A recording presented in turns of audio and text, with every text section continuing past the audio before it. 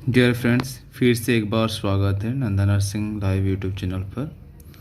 Finally AIIMS नर्सेट की ओर से vacancy release कर दिया गया है। इस बार ना फेक या ना फ्रॉड है, बिल्कुल तथ्यात्मक न्यूज के साथ हम हाजिर हैं।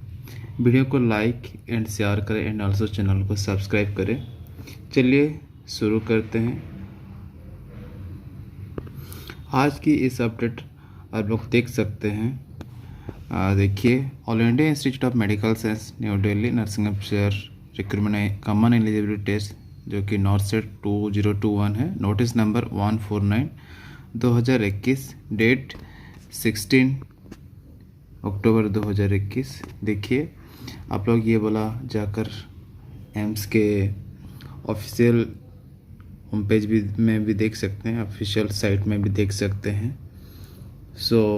ये वैकेंसी फ्रेंड्स, ये नोटिफिकेशन जारी कर दिया था रात को ही, एंड अभी हम लोग जानते हैं इसके वैकेंसी के डिटेल्स।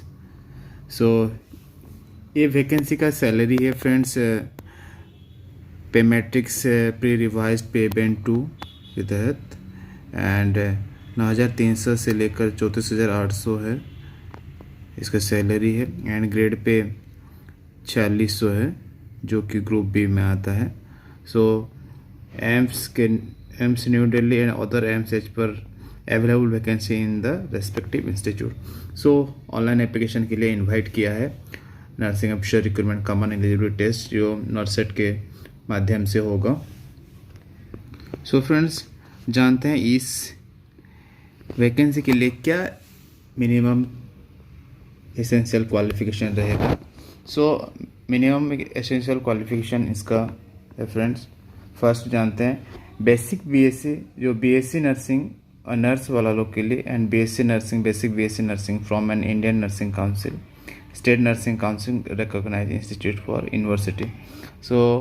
रिकॉग्नाइज इंस्टीट्यूशन और यूनिवर्सिटी से होना चाहिए जो बीएससी नर्सिंग किए होंगे आप लोग। और पोस्ट बेसिक बीएससी नर्सिंग लोग के लिए जो बीएससी पोस्ट सर्टिफिकेट और post basic BSc nursing from an Indian nursing council, state nursing council recognised institute और यूनिवर्सिटी।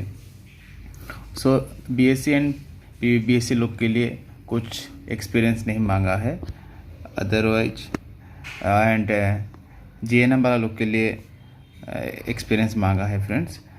बीएससी नर्सिंग वाला लोग के लिए mainly register as nurses and midwife with Indian nursing council, state nursing council का registration होना चाहिए, otherwise Indian nursing council का registration certificate होना चाहिए। देन जानते हैं डिप्लोमा वाला लोग के लिए।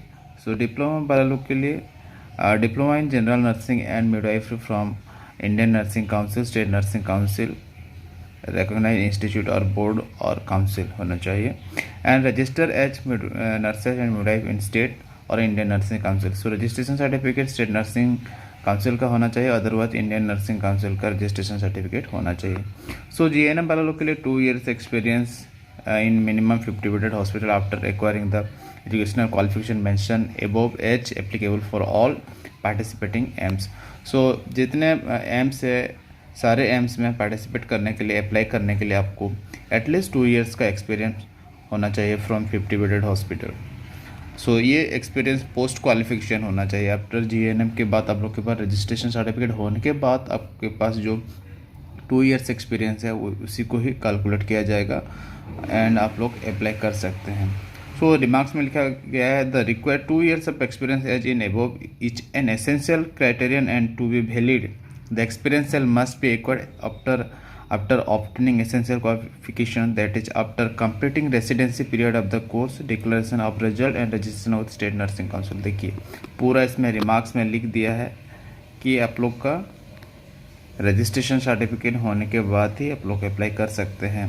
पूरा full complication of result declare होने के बाद, रजिस्ट्रेशन सर्टिफिकेट पाने के बाद आपका जो पोस्ट क्वालिफिकेशन एक्सपीरियंस रहेगा उसी को ही आप लोग का 2 years एक्सपीरियंस कैलकुलेट किया जाएगा। ऐसे करके बहुत लोग सिलेक्शन हो जाने के बाद अब लोग एक्सपीरियंस सर्टिफिकेट में दिक्कत हो रही है बोल के वो लोग को रिजेक्ट कर रहा था। एम स्ट्रिक्टली वेरिफिकेशन करता है फ्रेंड्स। आप लोग सिलेक्शन भी हो जाएंगे, सिलेक्शन के टाइम, वेरिफिकेशन के टाइम आप लोग को पकड़ा जाएंगे, इसलिए मिनिमम 2 years एक्सपीरियंस होना चाहिए जीएनएम के बाद।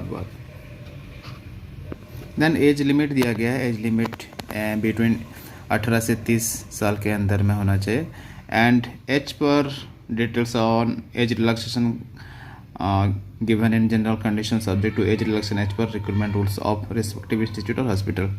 सो एज रिलैक्सेशन जो रिजर्व कैटेगरी में है वही रहेगा। एंड 18 से 30 साल के अंदर में आप लोग अप्लाई कर सकते हैं, एज लिमिट। नेक्स्ट है फ्रेंड एप्लीकेशन फ़ीस। नेक्स्ट जानते हैं एप्लीकेशन फ़ीस के बारे में। सो application fees general OBC candidates के लिए 3,000 है एप्लीकेशन फ़ीस। एंड SC/ST वाले लोग के लिए 2500 रुपया, 2,500 रुपये। एंड पर्सन विद डिसेबिलिटी जो फिजिकल हैंडीकैप वाले लोग के लिए फ़ीस एप्लीकेशन फ़ीस नहीं देना पड़ेगा। सो आप लोग application fees debit card, credit card, net banking transaction सारे चीज़ में आप लोग के माध्यम से आप लोग एप्लीकेशन फ़ीस दे सकते हैं। सो application fees SC/ST candidates who appear in the examination will be refunded after declaration of result due course of time. So application fees refund हो जाएगा SC/ST वाला लोग के लिए आफ्टर एग्जामिनेशन देने के बाद। देन फ्रेंड ये जो ऑनलाइन CBT मोड एग्जामिनेशन होगा 20 नवंबर 2021 को, देखिए पूरा लिख दिया है हाईलाइट करके। तो एक online CBT mode examination date 20 नवंबर 2021 देखिए। सो नवंबर 20 तारीख को हो जाएगा नॉर्थ सेट का एग्ज़ाम। सो रेडी हो जाइए, आज से शुरू कर लीजिए पढ़ना।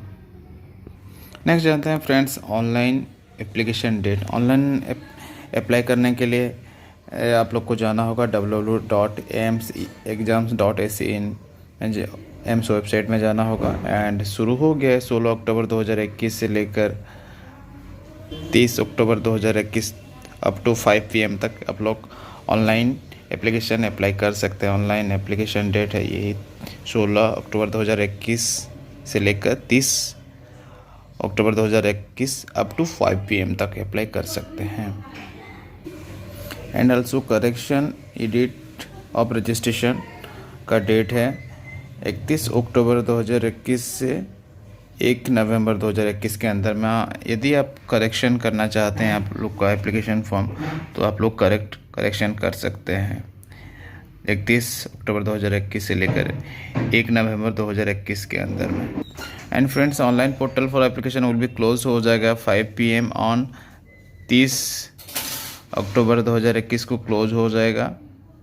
ऑनलाइन एप्लीकेशन अप्लाई करने का क्लोज हो जाएगा। Online portal for application will be closed. Then जानते हैं friend age pattern and scheme of examination.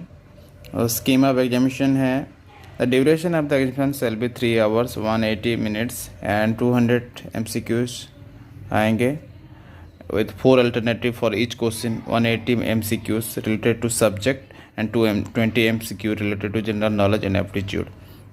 Then there will be a negative marking, 1/3 marks for each wrong answer. The qualifying marks in recruitment examination will be 50% for unreserved EWS, 50% for unreserved and EWS candidates के लिए, 45% for OBC and 40% for SC/ST candidates वाले लोग के लिए। Then physically handicap जो PWBD category में आते हैं उन लोग को 15% relaxation will be given irrespective of the category. Accordingly qualifying marks for PWBD will be as follows. On reserve EWS PWBD 45% and OBC PWD वाला लोग के लिए 40% फॉर फिजिकली हैंडीकैप वाला लोग का, एंड SC/ST वाला लोग का 35%। Next, seat allocation process will be informed in due courses of time before allocation of seats on the basis of NORCET rank NORCET 2021। आप लोग का जो allocation sheet के लिए तो आएगा ही। And the syllabus will be in accordance with education qualification and experience as mentioned in the eligibility section and advertisement। so जैसे आप लोग का वैकेंसी के हिसाब से नर्सिंग ऑफिसर का सब्जेक्ट रिलेटेड आएगा, जो सब्जेक्ट से आप लोग पढ़ाई किए होंगे उसी का ही सिलेबस का ही क्वेश्चंस आएंगे। एंड एलिजिबिलिटी सेक्शन एडवर्टाइजमेंट में दिया जाएगा पूरा details of syllabus of nursing officer. So friends, guideline instruction to fill application form. See the help manual available online at www.amsexams.ac.in for contact details. मैं आप लोग को डायरेक्ट लिंक दे दूंगा, आप लोग डायरेक्ट जाके अप्लाई कर सकते हैं, डायरेक्ट जाके डिस्क्रिप्शन बॉक्स में। अदरवाइज आप लोग www.amsexams.ac.in सर्च करके आप लोग भी अप्लाई कर सकते हैं। सो फ्रेंड्स, बहुत सारा वैकेंसी आएगा। देखिए सारे एम्स का लिस्ट डाउन किया गया है, यही एम्स सारे एम्स में वैकेंसी निकाला जाएगा। And friends, most important notice and bad news, आप कहेंगे तो ख़राब नहीं होगा, बैड न्यूज है। फिर से 80-20 रेशियो में ही सिलेक्शन किया जाएगा। इम्पोर्टेंट्स अपडेट, एज पर decision in 4th meeting of CIB held on 27 July 2019, 80% seats are reserved for females and 20% for males. So ये तो बहुत बड़ा ख़तरनाक वाला डिसीजन है, पहले भी आप लोग जान चुके हैं। 80-20 इस बार का नॉर्थ में भी 80-20 का रेशियो रहेगा। सो फ्रेंड्स, बहुत ही जल्दी सारे के सारे एम्स का वैकेंसी डिटेल्स मिल जाएगा और कौन सा एम्स में कितना वैकेंसी है, पोस्ट खाली है आप लोग को। सो ऑल अपडेट पाने के लिए एंड ऑल इंडिया के सारे वैकेंसी जानने के लिए चैनल को सब्सक्राइब करके जाना। फ्रेंड्स, ऑल टोटल वैकेंसी लगभग 35 से 4,000 तक आई होप आ जाएगा, मतलब वैकेंसी आने वाला है मेरे ख्याल से। मेरे प्रेडिक्शन मैं बता रहा हूँ, लगभग इसमें ये वाला वैकेंसी में 35 से 4,000 वैकेंसी आने वाला है, क्योंकि सारा का सारा एम्स इंक्लूड करके देखिए 18 एम्स, जो 18 एम्स दिया गया है, 18 एम्स का रिक्रूटमेंट के बाद और भी दिल्ली का और भी हॉस्पिटल का वैकेंसी इसमें इंक्लूड करने वाला है। RML हॉस्पिटल, सफदरजंग हॉस्पिटल का, कलावती शरण चिल्ड्रन हॉस्पिटल का, लेडी हैंड्रेंज मेडिकल कॉलेज का भी वैकेंसी इसमें इंक्लूड किया है। सो लगभग 3500 से 4,000 का वैकेंसी आने वाला है। सो फ्रेंड्स, हम लोग के साथ जुड़े रहिए और हम लोग आप लोग को अपडेट देते रहेंगे। सो हम लोग को सपोर्ट करने के लिए ज़रूर वीडियो को लाइक करें, शेयर करें एंड चैनल को सब्सक्राइब करके जाइएगा। ऐसे नर्सिंग अपडेट आप लोग को नंदन नर्सिंग लाइव यूट्यूब चैनल के माध्यम से आप लोग को मिल जाएगा। फ्रेंड्स, आज का वीडियो इतना ही। सो नेक्स्ट वीडियो में फिर से मिलते हैं। So thank you so much for watching and जय हिंद, जय भारत।